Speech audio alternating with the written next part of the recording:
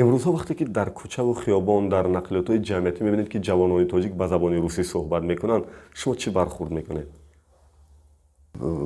حاضر گفتی من خواستم یاد آرم موی تنم خیس راستی میدونیم. باز میگم که هستی ملت زبانی وی است. وقتی که زبان از بین میرود، وقتی زبان مخلوط میشود، پس ملت مخلوط میشود، عقیده اراده مخلوط میشود، دیگر میشود. گپ در اون نیست.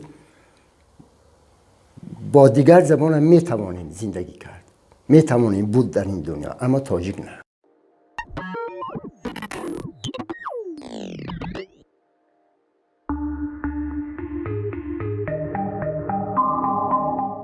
Здравствуйте. دقیقاً با این واژه درود گفتن و با زبان غیر صحبت کردن یک جوان تاجیک مهمان امروزه ما را همیشه به فکر وادار میکند و بی‌طرف نمیگذارد. درود برای همه آنهایی که پادکست نوبتی ما را میبینند. من دلیر ممالی هستم، روزنامه‌نگار، پادکستیار لایحه زیر مدیا. در نشر نوبتی لایحه ما را بشنو.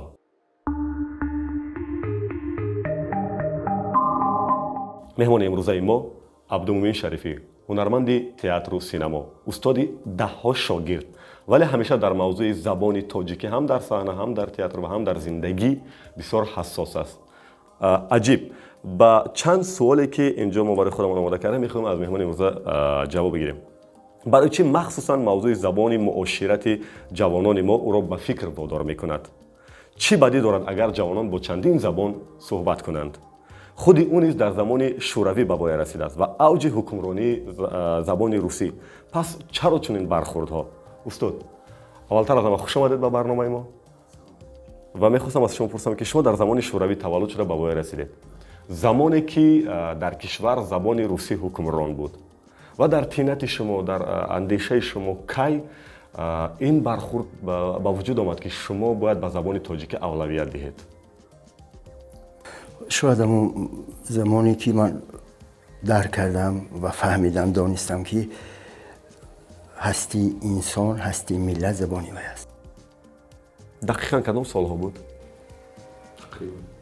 راستی یادم نیست. خب یک چیز خوب در چی بود که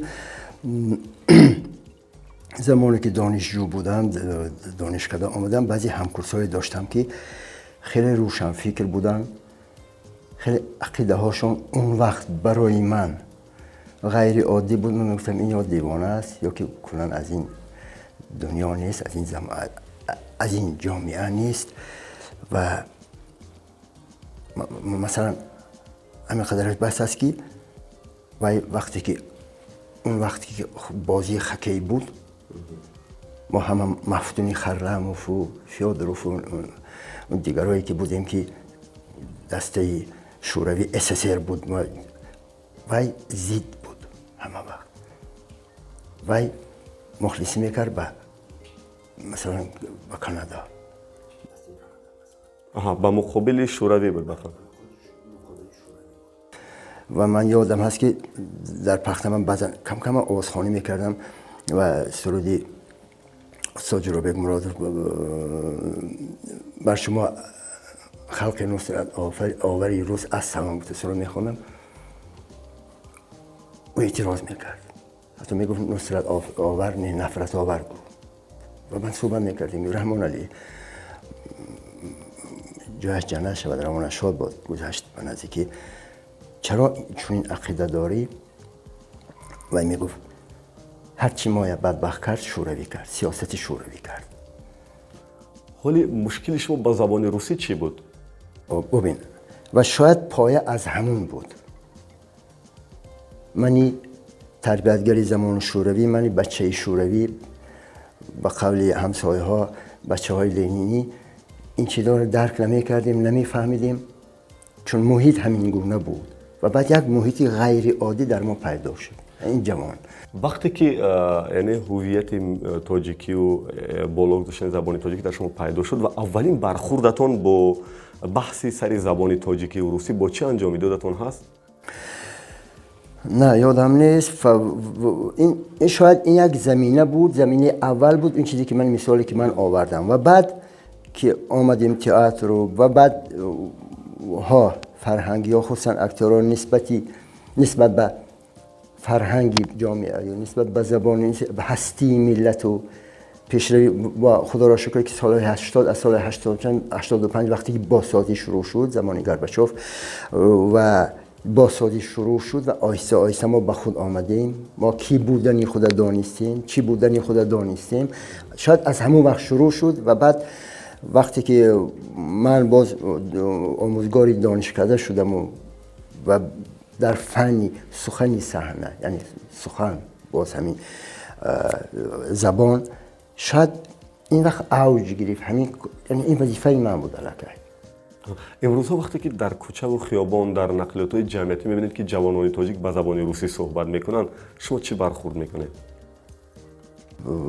حاضر گفتی من خواستم یاد آرم موی تنم خیس. راستی میدونیم باز میگم که هستی ملت زبانی وی است. وقتی که زبان از بین میرود، وقتی زبان مخلوط میشود، پس ملت مخلوط میشود، عقیده اراده مخلوط میشود، دیگر میشود. گپ در اون نیست.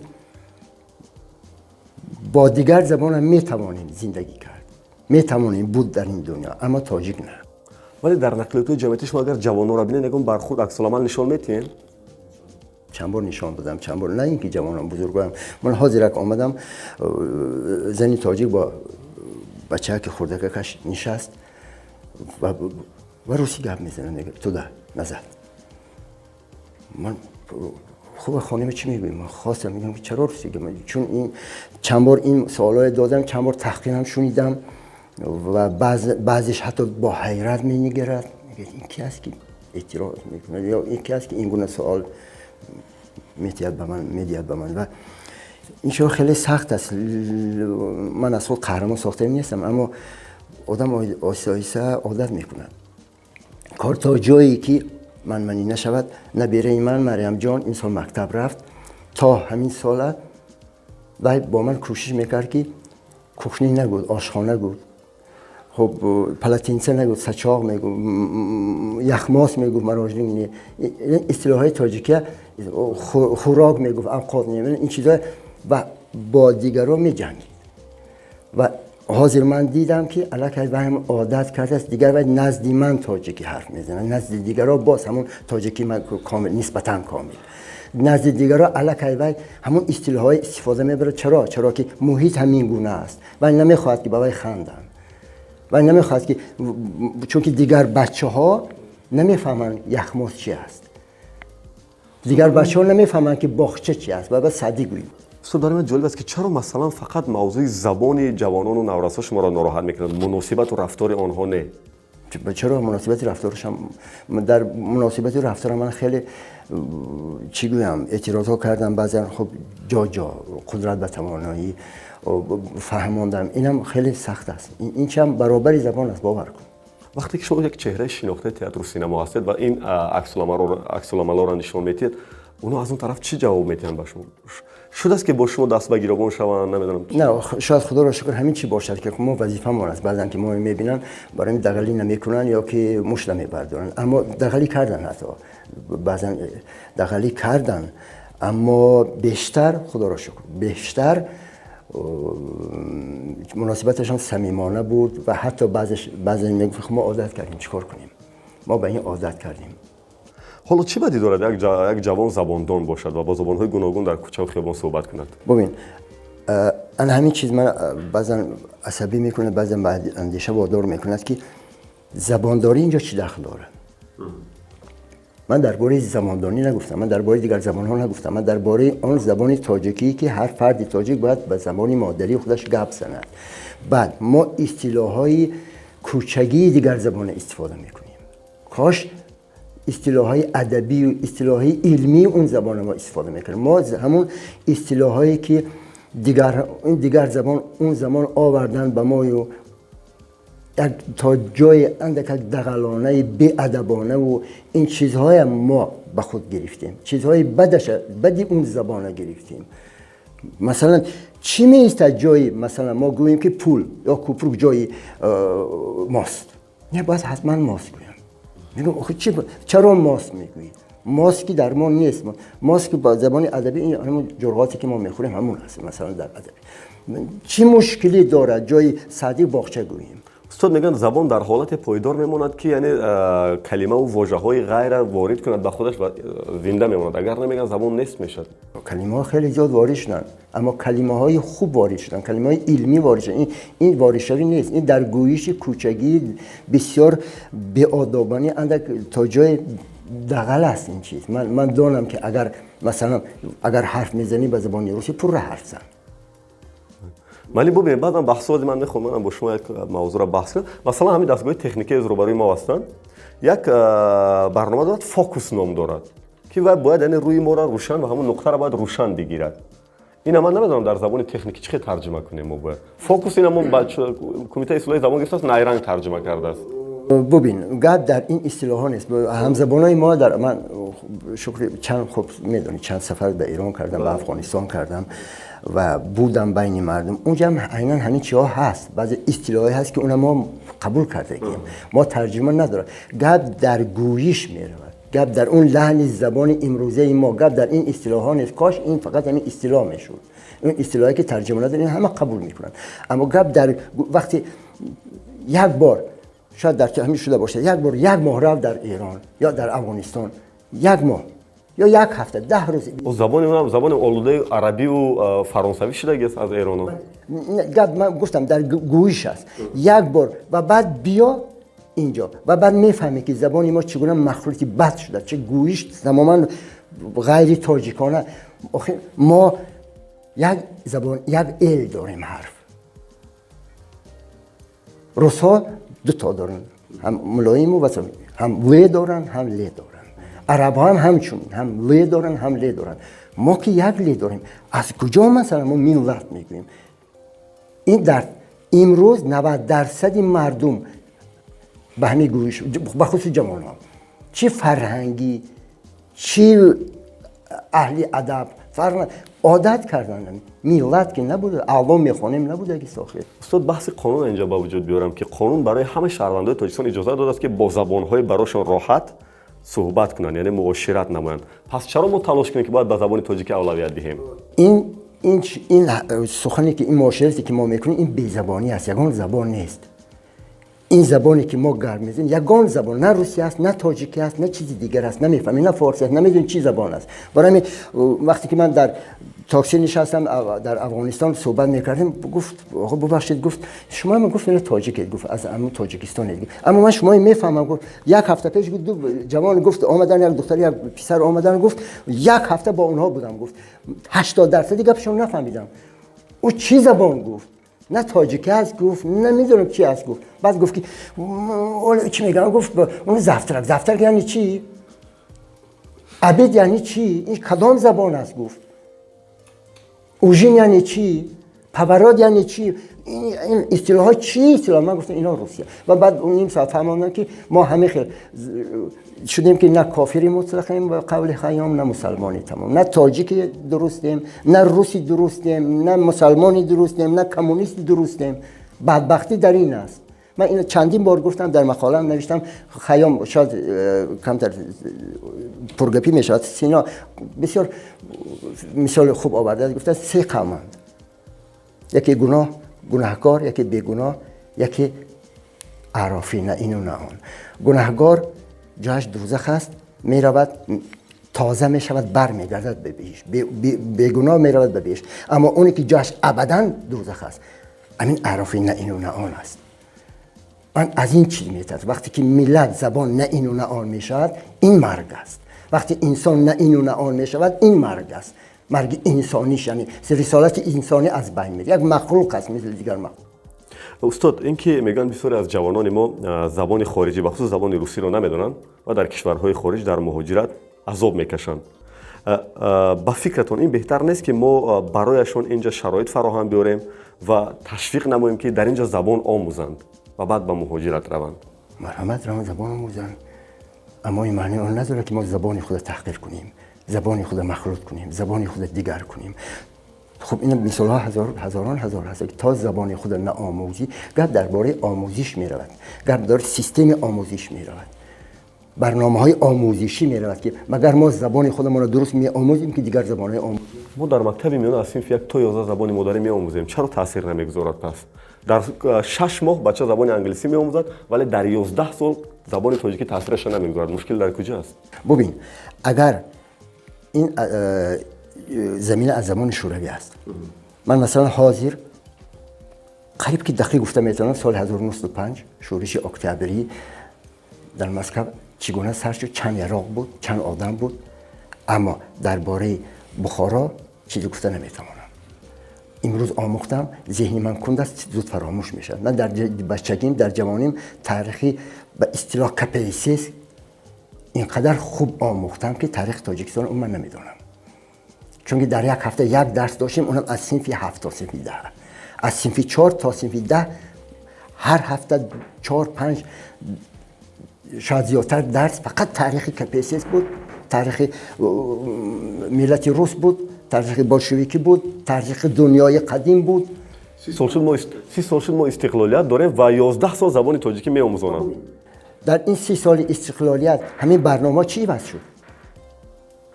سیستم درسی را در نظر داریم. تقریبا تغییرات نیست، همون سیستم است. همون وقت هم زبان تاجیکی می آموختیم، اما اولویت در زبان روسی بود. امروز هم ببین مکتب هایی که 100% تاجیکن اما صنف های روسی زیادن، باغچه هایی که 100% تاجیکن، گروه های روسی زیادن. چرا؟ برای آنکه ما خودمان همیگونه کردیم که زبان، فرهنگی، سنتی خودمان هیچ است. از بچگی بچه منقور می‌سازیم، منو ببخش. از بچگی ما همین گونه تربیت میکنیم که ولی نسبت به وطن و زبان و ملت خود اعتماد ندارد، بی‌پرواست. اگر 100 از صنف یک از باغچه من نمیدونم، اگر هر روز زبان تاجیک به این شکلی که امروز می آموزیم و اون وقت آموزیم هیچ وقت یاد نمیگیرد و میدونست که انگلیسی چی است، اولویتش چی است، بزرگیش چی است، می آموزد در 1 سال یاد میگیرد و 10 سال خوانده و هیچ است. استاد در مورد نبیرچه هاتون گفته در خانه و عموما در محیط خانواده و در میان اولاد شما طرفدار و مخالف دارید به این فکرهاتون؟ مخالف ندارم، طرفدارم شاید نداشته باشم. خب چی بگویم، اونا فردای همین محیطن. من تا جای چی گویم رسالتی عائلوی خود من اجرا کردم. من گفتم بیا فرزندام مثلا پسر و دخترام سالهایی که اونا بچه بودن سالهای مشکلی بود و راستی گپ شاید اونقدر من اون شکلی که لازم بود و اون درجه‌ای که لازم بود من نظر دارم هویت ملی زبانی من تربیت کرده نتوانستم. من گفتم بیا اکنون امروز از نبیره هم سر کنم، اما اونا فقط در محیط عائله وقتی قدم از یک قدم بیرون میمونن الکی با محیط وارد میشن، الکی برای اونها شرم میدونن. من امروز حس کردم که دختر مریم جانی که 7 ساله شد کم کم عقلش جا به جا آمد و الکی شرم داره در کوچه برآمده تاجیکی گپ زدن، چون که همه میخندن یا نمیفهمن دیگر بچه‌ها. مجبور به باید با روسی فهماند که باغچه یعنی اونا نمیفهمن باغچه چی، اونا نمیفهمن یخماس چی، نمیفهمن اونا باید فهمونی. و بعد مادر و پدرش عادت کردن دیگه، اونا برای راه کوخنی هست دیگه، برای راه مراجعه هست دیگه، برای راه مثلا اوژین است من شام نیست دیگه و وای مجبور میشود مطابق شود. یعنی این باید در سطح جامعه باید دید، در سطح دولتی باید دید. این مسئله این یک مریضی بسیار سخت است که عاقبتش اگر خروج کنه تمام از بین میبرد انسان، مثل که در بدن اگر اینم مثل ملت از بین میبرد اگر جامعه سر این مسئله اندیشه نکنه و 1 نفر و 2 نفر و 10 نفر و 15 نفر. واقعا سوال بعدی همین است که به نظرتون نمیاد که در همین بحث زبان و برخورد نسل ها شما تنها به نظر میرسه در این میدان؟ نه خدا رو شکر تنها نیستم. من بسیار میخوام بیننده ها و شنونده های گرامی منی ندارن. این وظیفه انسانی، رسالت انسانی من است. از اونه که من خب میگن که خب بنده میرنده است، خب بعد فکر میکنید که خب چی لازم این چیزها، اما رسالت فرهنگی من کجا می شود؟ رسالت انسانی من کجا می شود؟ مادام که من خودم از زاده شدم گفتم تاجیکم، من کشورم تاجیکستان نام دارد و زبانش زبان دولتی تاجیکستان است. اگر من این چیز حفظ نکنم کی حفظ کند؟ و بعد شکر که بسیارن، من خودت میدونی بسیار مقاله ها می نویسن، بسیار دردهای خود ابراز میکنند، چی در اینترنت و چی در فیسبوک و در دیگر جاها، اما شماره خیلی کم است، شماره خیلی کم است و بعد توجه کم است. و از همه چیز بدبختی در چی است که فرهنگی های ما نسبت به این مسئله بسیار بی‌توجهند. دوست که رسالت فرهنگی من وقتی که در صحنه نقش آفرینی میکنید، بود چون یک تجربه شد که شما در صحنه نقش آفریدید و از میان تماشابینا کسی به شما لقمه پرتافته باشد و شما بداهتا با او در دیالوگ شده باشید و او را به نصیحت گذاشته باشید، چون یک واقعه شده است یا نه؟ نه، چون که اون نقش هایی که ما اجرا میکردیم چی بگم اجازه نمیداد که ما از موضوع بیرون شویم یا که، اما مثلا همون دردی که در وی بود، همون سخنایی که در نقش بود، من به واسطه روان کردم با وی، به اون نفر، اون فهمید این چه ها بود، این چه خیلی زیاد به این که مناسبتش دیگر شد دوامی تماشای نمایش. ولی دیگر شد، اما و چیز دیگر میگم که باز میگم که این وابسته به جامعه است، محیط جامعه است. سوال آخر، زبان فیلم هایی که این شب روز از طرف جوانا تهیه می شود نیم روسی و نیم تاجیکی است و خطا نکنم در یک از این فیلم ها هم شما هم یکم حق مؤلفی داشتید که این فیلم ها نیم روسی و نیم تاجیکی بود. شما چی نظر دارید نسبت همه گونه فیلم ها و همه گونه کارگردان و هنرمندانی که تهیه میکنند؟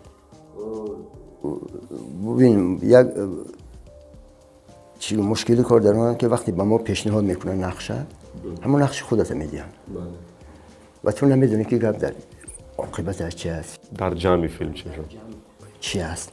وقتی اجرا میکنی و بعد فیلم میبینی بعد داد میگویی. من اون فیلمی که اجرا کردم قسمت